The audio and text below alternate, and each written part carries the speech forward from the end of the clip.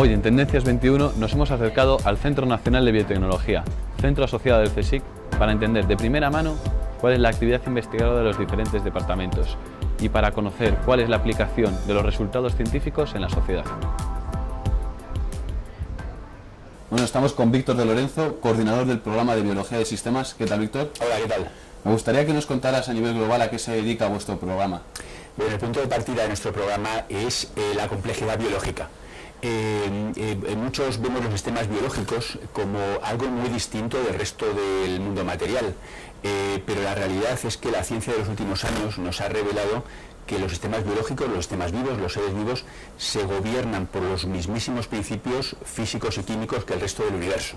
Entonces ahí tenemos una forma de entender los sistemas vivos que antes no podíamos tener, antes de la emergencia de la ciencia moderna. Pero la cosa no se queda ahí. Hace ya unas cuantas décadas el abordaje de la complejidad de los sistemas biológicos se centraba sobre todo en lo que se llama el abordaje reduccionista, es decir, un sistema complejo, si queremos entenderlo, lo que hacemos es que lo dividimos en partes más pequeñitas y si entendemos las partes más pequeñitas, ambicionamos entender el todo. Este abordaje, que es el abordaje típico de lo que se denomina la biología molecular, pues ha dado grandes resultados, pero también ha tenido grandes limitaciones, porque en la biología se da un fenómeno que se da también en otras áreas de la ciencia, que se denomina emergencia, es decir, que 2 y 2 no siempre son 4, 2 y 2 pueden ser 1,5 o pueden ser 3, y eso es una cosa que la ciencia tradicional, el abordaje tradicional que se ha hecho en la biología, a veces le cuesta trabajo el gestionar. Entonces aquí viene, digamos, el nuevo cuerpo, tanto tecnológico como conceptual, que se denomina biología de sistemas, sí, que consiste nada más y nada menos que mirar a los sistemas biológicos como un todo, no solamente la suma de las partes, sino como un todo.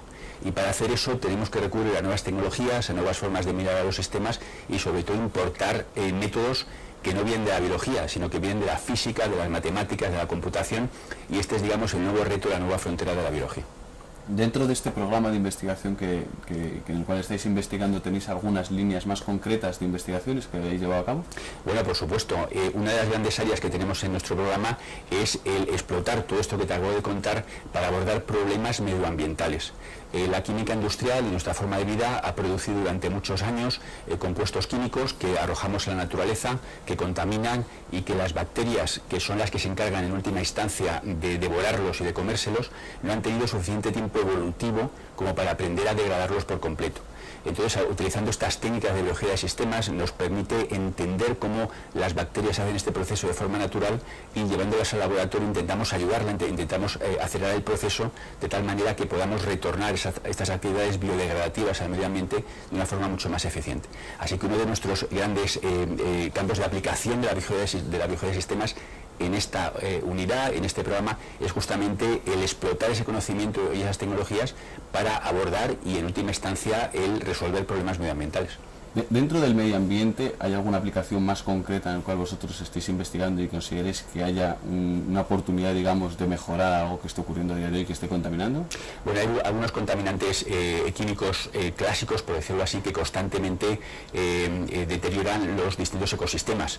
Están los compuestos derivados del petróleo, están los compuestos clorados, están los compuestos nitrados y algunas bacterias son capaces de degradarlos un poquito.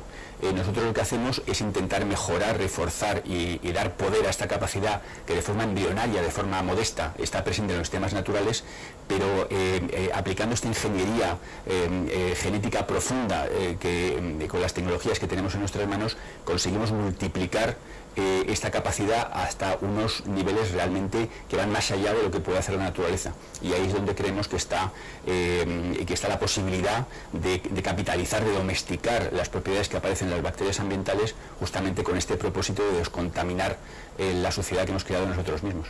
Estos desarrollos de investigación que estáis llevando a cabo, ¿en algún momento dado los habéis transferido, habéis creado alguna spin-off dentro de este grupo de investigación? Bueno, de hecho, dentro de nuestro entorno del Centro Nacional de Biotecnología, algunos investigadores hemos creado empresas tecnológicas. En nuestro propio laboratorio, en nuestro propio entorno, ha creado una empresa tecnológica que se centra en biología de sistemas y lo que llamamos también biología sintética, que justamente trata de capitalizar y de explotar estas nuevas tecnologías tecnologías y llevarlas ya muy cerca a la aplicación ambiental. Nuestros clientes, por decirlo así, son otras empresas químicas, agencias de control ambiental, en fin, hay realmente al otro lado de la investigación científica hay un colectivo de usuarios, tanto potenciales como reales, que nos permite ambicionar también que nuestra investigación acabe contribuyendo a crear riqueza y crear pues prosperidad en nuestra sociedad. Eso es lo importante. Sí, muchas gracias, Víctor, muy bien, por haber estado en Tendencias 21 y por habernos explicado y abierto las puertas de vuestro programa de investigación. Un placer. Hasta otro día.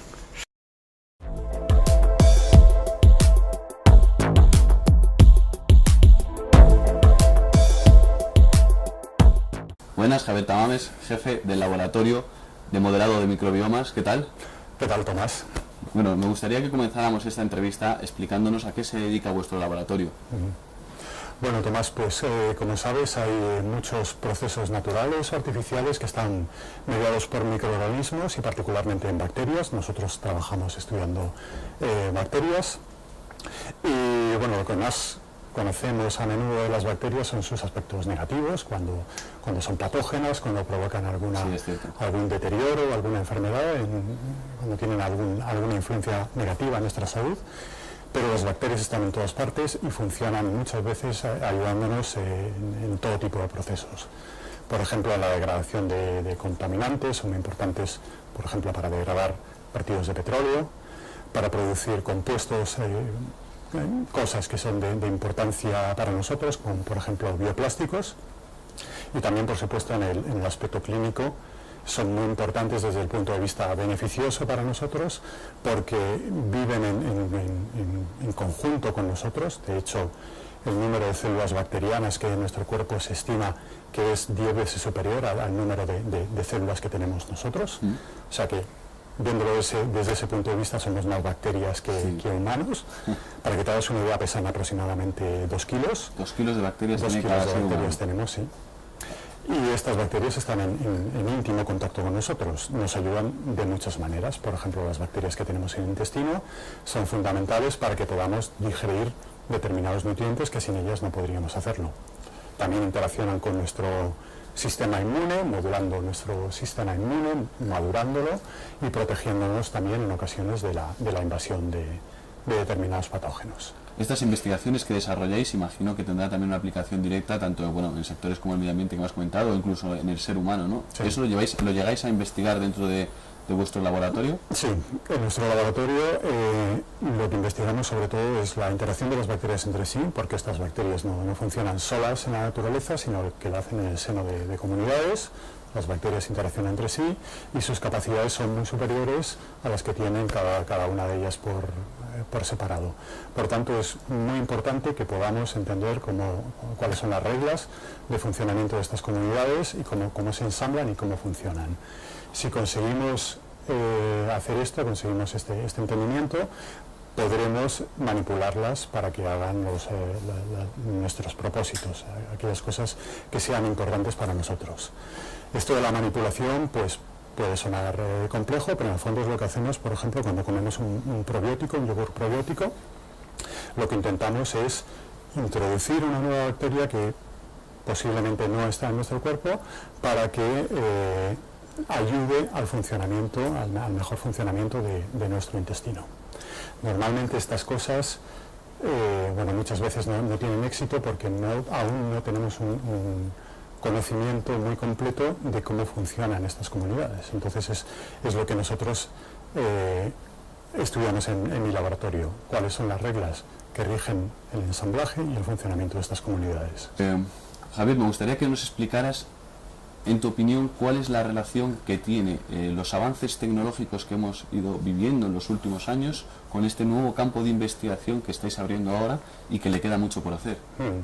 Sí, ha sido fundamental para la emergencia de este campo. Esto es un área muy nueva y, como te decía, pues ha sido fundamental el desarrollo de las nuevas técnicas experimentales, especialmente de las técnicas de secuenciación masiva, porque nosotros lo que necesitamos para nuestro trabajo es determinar los genes bacterianos que están presentes en una especie y en una comunidad de especies.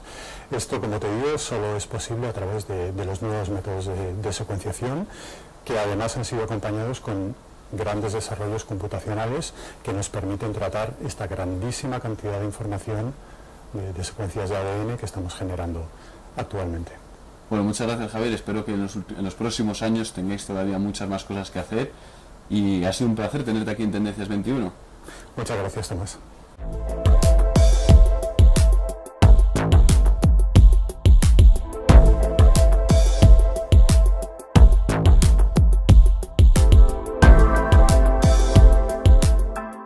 Buenas, Susana Manrubia, jefa del Grupo de Investigación de Sistemas Evolutivos. Bienvenida a Tendencias 21. Muchas gracias. Cuéntanos a qué se dedica vuestro grupo de investigación. ¿Qué tipo de investigaciones desarrolláis? Bueno, nosotros hacemos fundamentalmente investigación desde el punto de vista con metodologías computacionales y teóricas, y lo que nos interesa es qué respuesta muestran sistemas complejos, estos son sistemas multiagente, poblaciones y demás, a distintos ambientes, a distintas presiones de selección. Voy a poner un ejemplo para que quede claro. Perfecto. Por ejemplo, nosotros investigamos cómo una población viral, por ejemplo, responde a la presencia de una droga antiviral o de una terapia. Cómo esta población se adapta, por ejemplo, en función de que esta terapia sea administrada en solitario, en conjunción con otras terapias o secuencialmente, primero una, después otra. Y lo que nos interesa, y lo hacemos, insisto, dentro de un esquema teórico y computacional, es poder informar a grupos experimentales que tienen evidencia empírica de qué es lo que está sucediendo, cómo se puede optimizar la administración de estas terapias y demás. Esto sería un ejemplo concreto, pero lo que nos interesa, decía, en general es qué propiedades colectivas muestran sistemas multiagente, cómo se relacionan estos individuos, los individuos de un sistema entre ellos, y cómo eso condiciona su evolución y su adaptación a distintos medios. Sí, ¿la visión es para la detección de algún tipo, por ejemplo, de enfermedad o para contrarrestar con medicamentos? ¿Los estudios que los enfocáis para una de las dos cosas? Bueno, se pueden aplicar a esos ámbitos, pero son bastante más generales. Sí.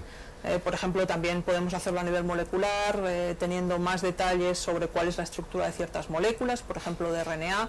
Nos interesan muchísimo las cuestiones básicas, es decir, nosotros desarrollamos una ciencia muy fundamental en donde intentamos comprender mecanismos evolutivos muy básicos que serían de aplicación a un gran número de sistemas, y ocasionalmente esos estudios son de aplicación a sistemas concretos, y eso es lo que hacemos muchas veces en colaboración con grupos experimentales. Susana, dentro de las investigaciones que habéis desarrollado, que imagino que serán varias, ¿habéis llegado a patentar algún resultado de los que habéis obtenido en este grupo de investigación? Bueno, pues sí, afortunadamente, a pesar de que, como decía, nuestra investigación es muy básica y nos interesan los mecanismos fundamentales, eso nos ha llevado de forma más o menos sencilla a patentar dos productos, digamos, distintos.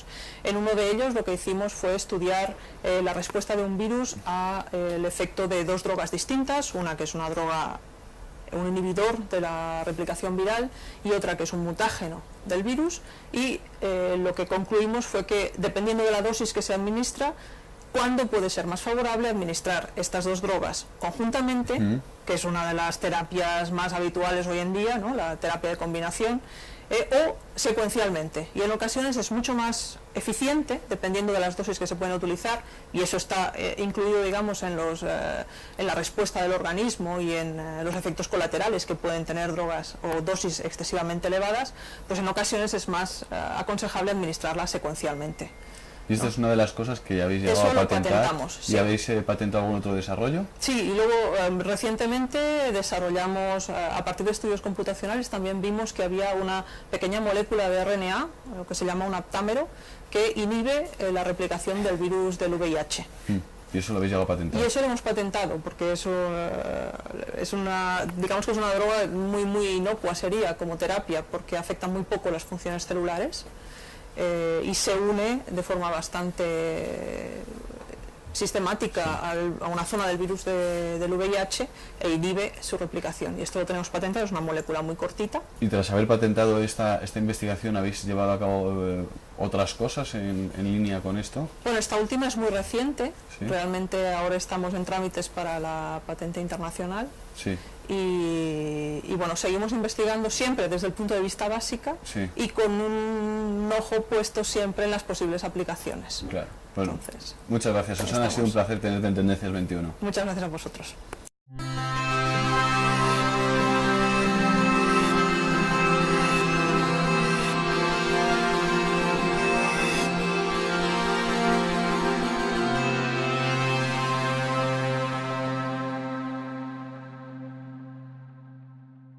la emergencia de la ciencia moderna. Pero la cosa no se queda ahí. Hace ya unas cuantas décadas el abordaje de la complejidad de los sistemas biológicos se centraba sobre todo en lo que se llama el abordaje reduccionista, es decir, un sistema complejo, si queremos entenderlo, lo que hacemos es que lo dividimos. Estamos con Víctor de Lorenzo, coordinador del programa de Biología de Sistemas. ¿Qué tal, Víctor? Hola, ¿qué tal? Me gustaría que nos contaras a nivel global a qué se dedica vuestro programa. Bueno, el punto de partida de nuestro programa es la complejidad biológica. Muchos vemos los sistemas biológicos como algo muy distinto del resto del mundo.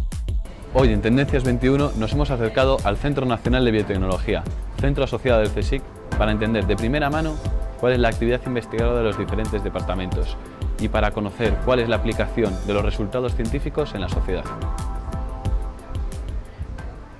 Bueno,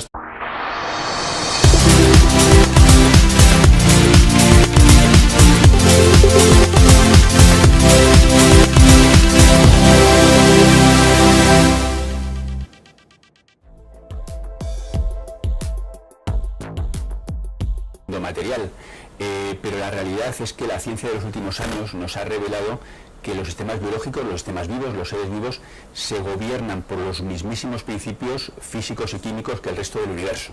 Entonces ahí tenemos una forma de entender los sistemas vivos que antes no podíamos tener. Antes de